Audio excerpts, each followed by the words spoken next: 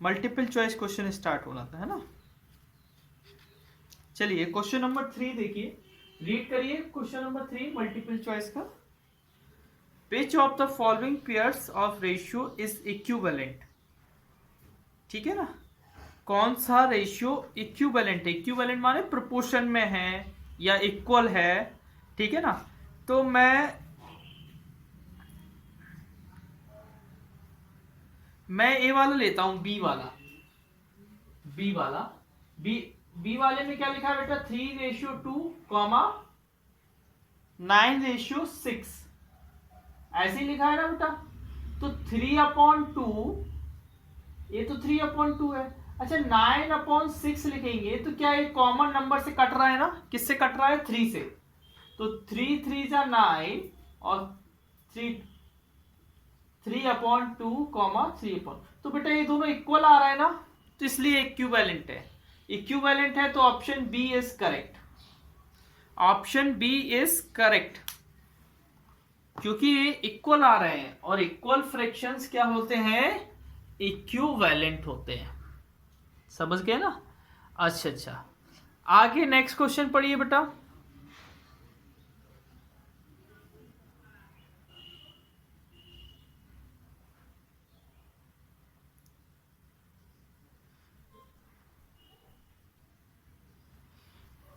बच्चों को प्रेजेंट करते रहना है ना बेटा। हाँ देखिए इसमें लिखा है, how many triangle are form by the diagonal drawn from one vertex of a regular octagon. देखिए बेटा, ये कौन सा, फोर्थ नंबर, फोर्थ नंबर में बोल रहा है, क्या बोल रहा है बेटा,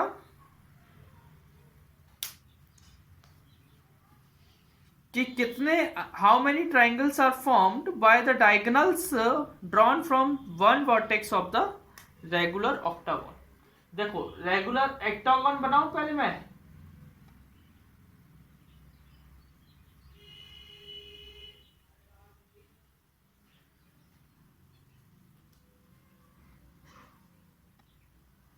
ठीक है। अब वो बोल रहा है कि एक मैंने इधर से ऐसा बनाया, ट्राइंगल बनाने कितने ट्राइंगल बन सकते हैं।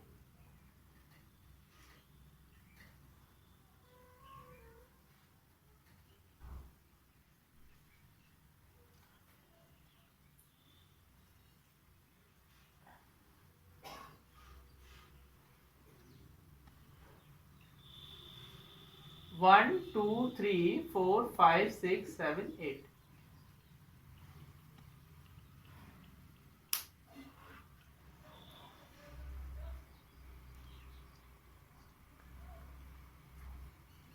How many triangles are formed by the diagonals drawn from one vertex of a regular, from one vertex of regular octagon। रुको रुको रुको,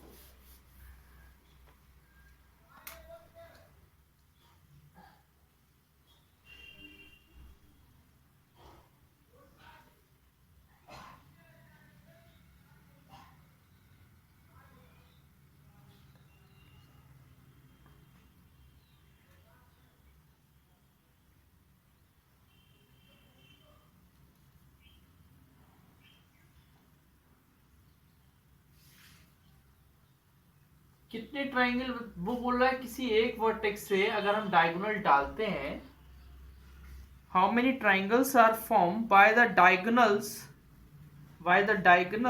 ड्रॉन फ्रॉम वन वर्टेक्स।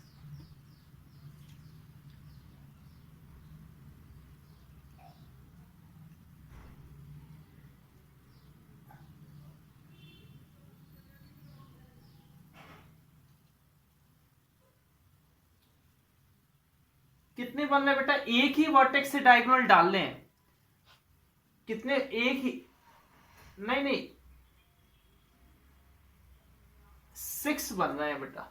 देखो 1 2 3 4 6। बेटा एक ही वर्टेक्स से डायगोनल डालना, एक ही वर्टेक्स से डायगोनल बनाना है, तब जाके कितने ट्राइंगल बनेंगे ये हमको बताना है। तो कितने ट्राइंगल बन रहे हैं बेटा? हेलो, 6 बन। हाँ, तो आंसर में ऑप्शन कौन सा हो जाएगा? Option B. नेक्स्ट क्वेश्चन पढ़िए बेटा।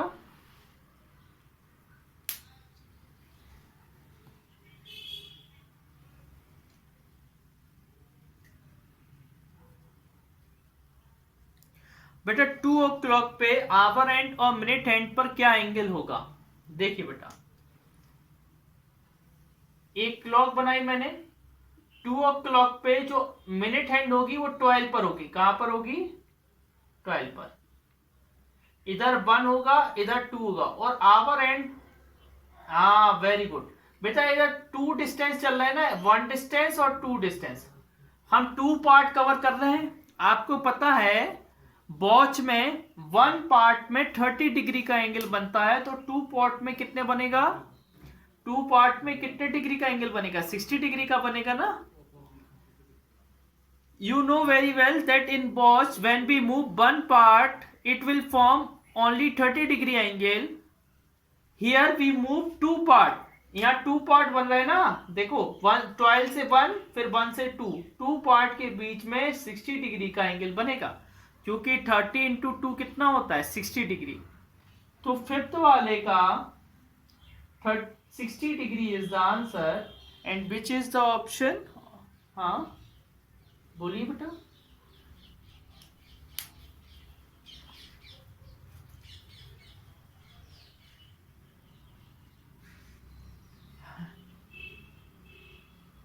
हाँ हाँ, आगे आगे पढ़िए बेटा। बेटा इधर सी है ना, जो 6 लिखा है वो सी ऑप्शन पे लिखा है, मैंने गलती से बी लिख दिया था। हाँ आगे पढ़िए बेटा। हाँ देखिए बेटा, 6th वाले में जो पैरेललोग्राम है उनका angle equal to 90 degree. Parallelogram with an angle, parallelogram के एंगल 90 डिग्री के हैं। Has diagonal of length 6 centimetre and 8 centimetre. Diagonal की जो लेंथ है वो 6 सेंटीमीटर और 8 सेंटीमीटर है। तो क्या होगा बेटा, ये कौन सा फिगर होगा? आपको एक बात पता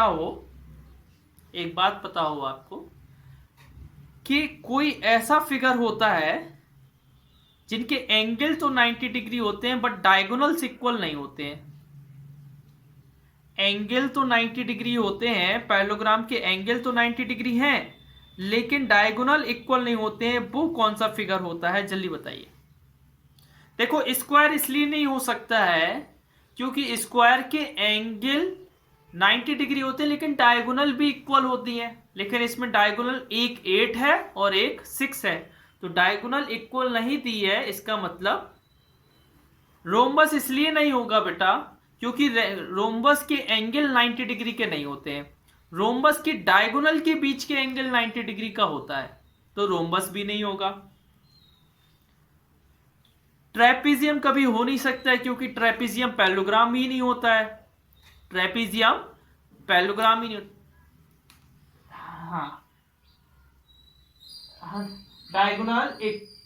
डायगोनल इक्वल भी नहीं होती, डायगोनल्स इक्वल भी नहीं होती। ठीक है, रेक्टेंगल क्या हो जाएगा? Rectangle, option C. Next question पढ़िएगा बेटा। हाँ बेटा,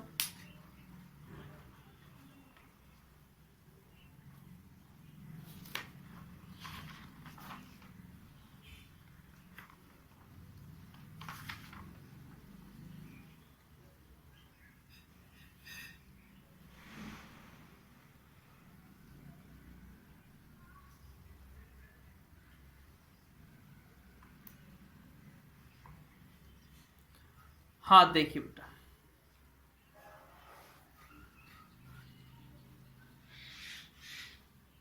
सेवेंथ वाले में दिया है on a map distance of 500 metre is represented by 2 centimetre. Map में मतलब मैप रियल में उसकी डिस्टेंस 500 मीटर है, लेकिन मैप में कितनी बताई जा रही है, 2 centimetre. If the distance between two places on the map is 7 centimetre then the actual distance, तो एक्चुअल डिस्टेंस कितनी होगी ये बताइएगा। देखिए मैं बता रहा हूं, रेक्टेंगल की बेटा डायगोनल इक्वल हो भी सकती है ना, इधर रोम्बस तो इसलिए नहीं होगा क्योंकि डायगोनल की लेंथ है ना, ये रेक्टेंगल ही हो जाएगा क्योंकि हर एंगल 90 डिग्री है। राइट, रेक्टेंगल की डायगोनल्स में भी unequal 6 centimetre and has diagonal length. ठीक है बेटा, आगे पढ़िए नेक्स्ट। अच्छा पढ़ लिया। 7th वाला क्वेश्चन देखिए। अब आप बताइए map distance,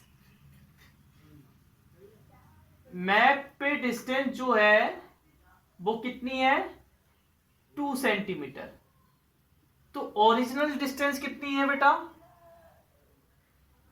500 metre original, original है ना। अच्छा मैं आपने एक चीज मैं बताता था, रेशियो एंड प्रोपोर्शन में बताता था ना, ध्यान से देखना। लेट ओरिजिनल, हमें ओरिजिनल डिस्टेंस निकालना है ना, तो let original distance be x. Original distance को हम लोग क्या मान लेंगे, एक्स। बेटा मुझे ये बताइए 2 सेंटीमीटर में ओरिजिनल डिस्टेंस 500 मीटर है, तो 7 सेंटीमीटर में कितनी हमने मानी, x। कितनी मानी बेटा, x। देखो 2 सेंटीमीटर में 500 मीटर ओरिजिनल डिस्टेंस है, तो मैंने 7 सेंटीमीटर में कितनी मानी, x। क्रॉस मल्टीप्लाई किया तो 2 इंटू एक्स और 500 इंटू 7। बेटा ये 2 मल्टीप्लाई में तो डिवाइड में चला जाएगा,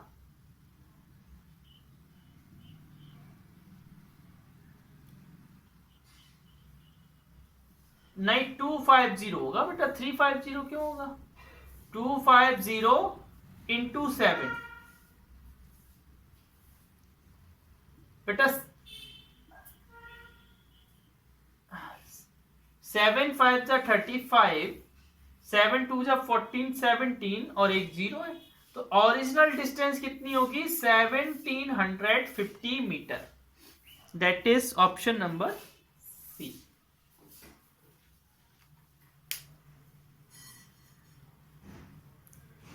ठीक है, आगे पढ़िए बेटा नेक्स्ट।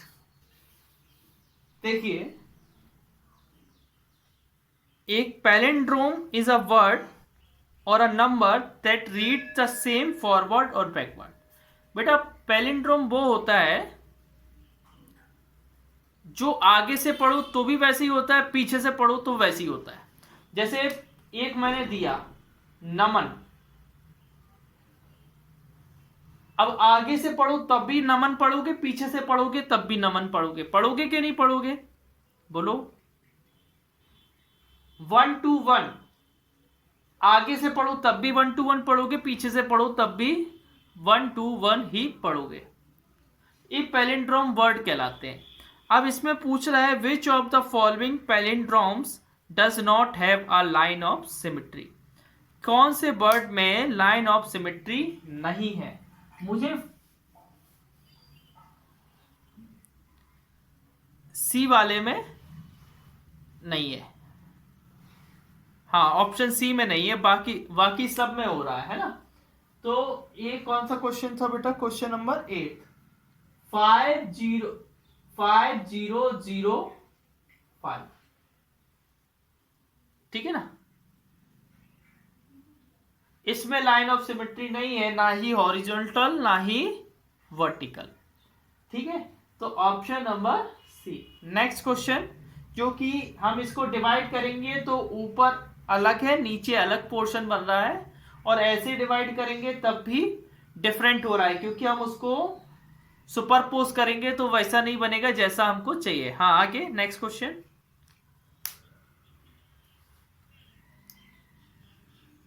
हेलो, कोई कुछ पूछ रहा था क्या?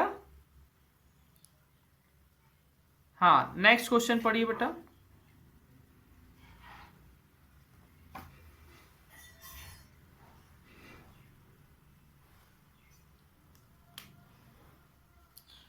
देखिए बेटा, नाइन्थ वाला, ब्रीथ कितनी दी है? 6.5 सेंटीमीटर। लेंथ कितनी है? 2 इंटू 6.5, 13 सेंटीमीटर। अब वो बोल रहा है इसका पेरीमीटर बताइए, तो पेरीमीटर का फॉर्मूला क्या होता है?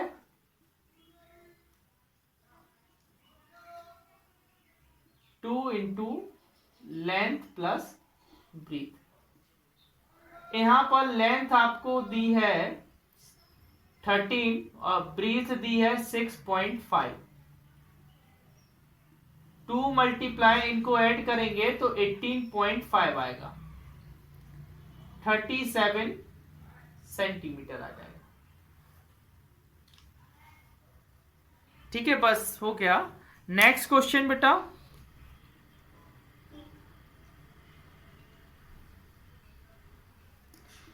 ये ऑप्शन तो मैंने गलत ऐड कर दिया ना बेटा। इधर 19.5 आना था और 37 की जगह इधर 39 आ जाना था। ठीक है ना? ओके, आगे।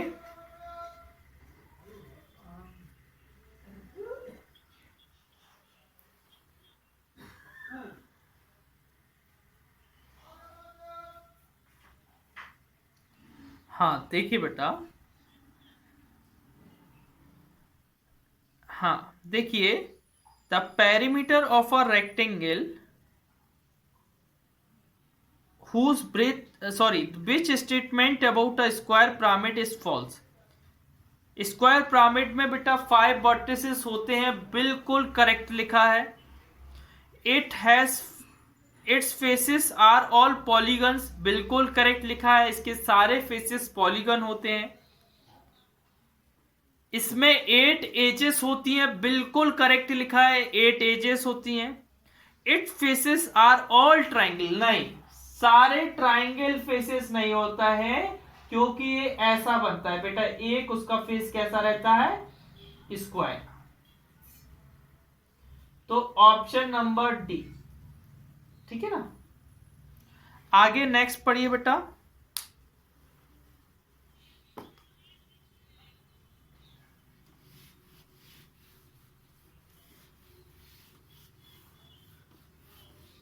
हाँ, एक मिनट देख रहा हूं बेटा।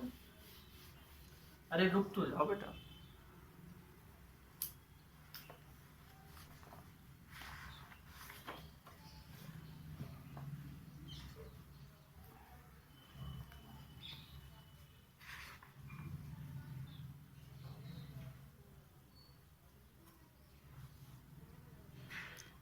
ठीक है बेटा,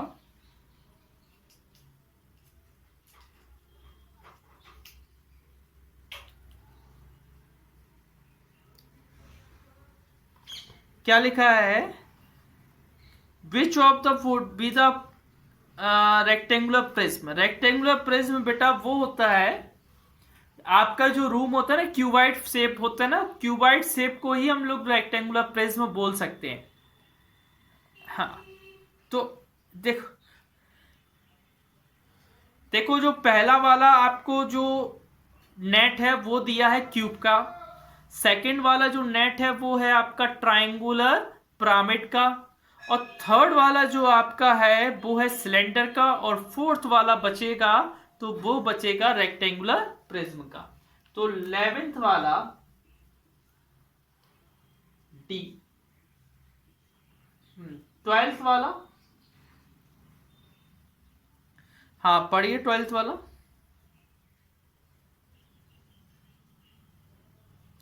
कौन से फिगर में लाइन ऑफ सिमेट्री दिख रही है?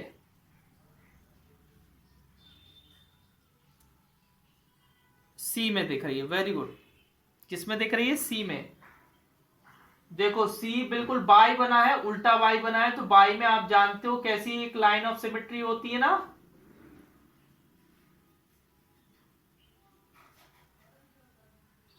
ऐसे एक लाइन ऑफ सिमेट्री ऐसे बन जाएगी। हाँ बेटा, इसमें क्या है जो हमने सिक्स्थ वाला पढ़ा ना, एक बार सिक्स्थ वाला फिर से पढ़ना बेटा।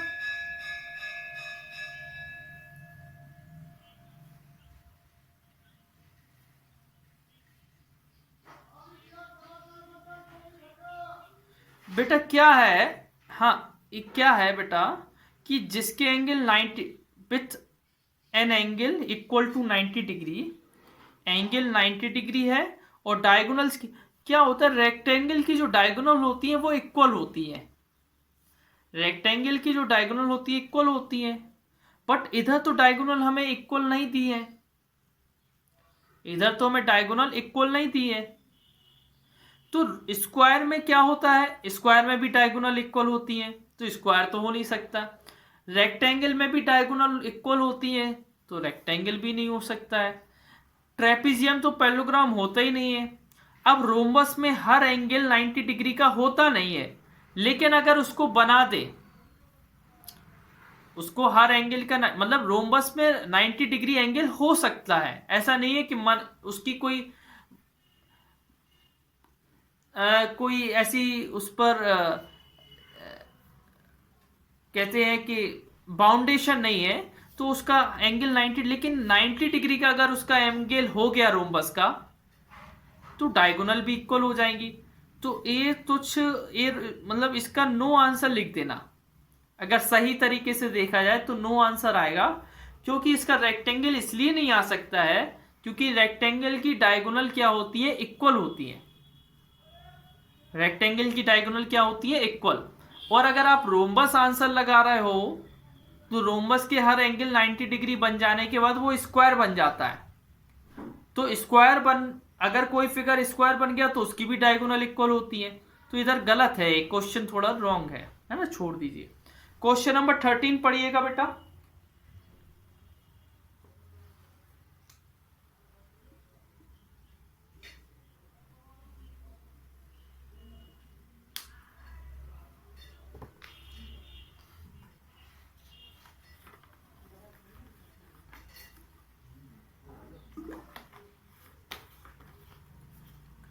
कितने राइट एंगल आपको मूव करना पड़ेगा, मिनट हैंड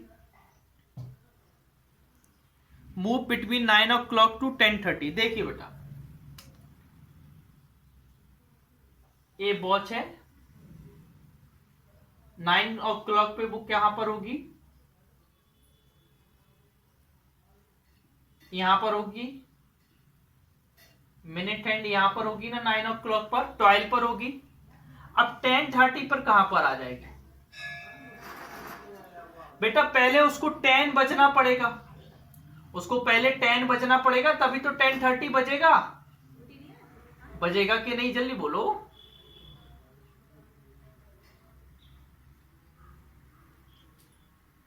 पहले उसको 10 बजना पड़ेगा, फिर 10:30 बजेगा ना।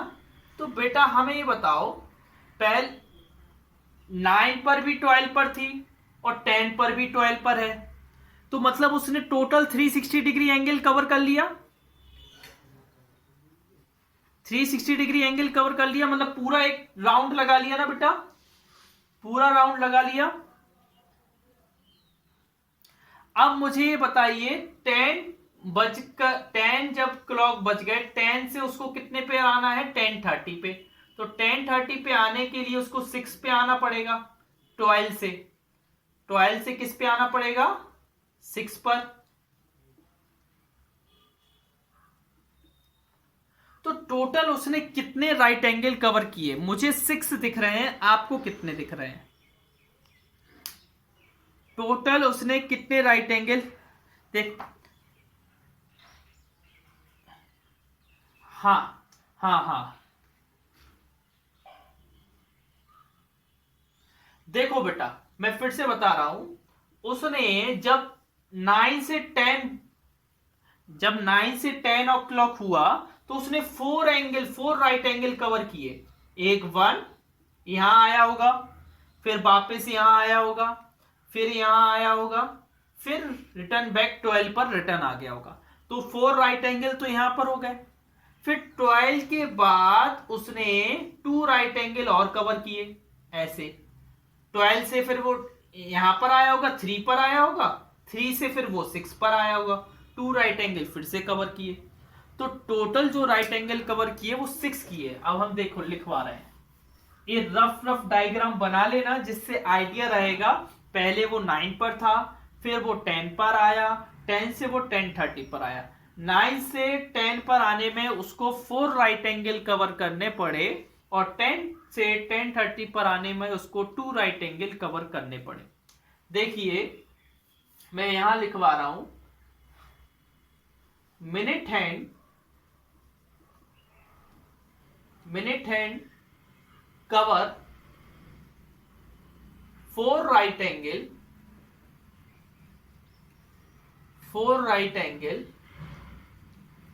from 9 o'clock to 10 o'clock and 2 right angle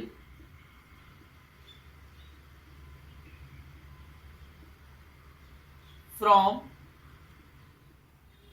10 to 10:30।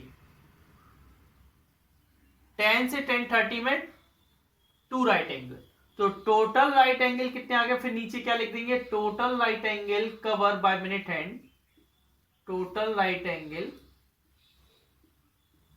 Cover by minute hand.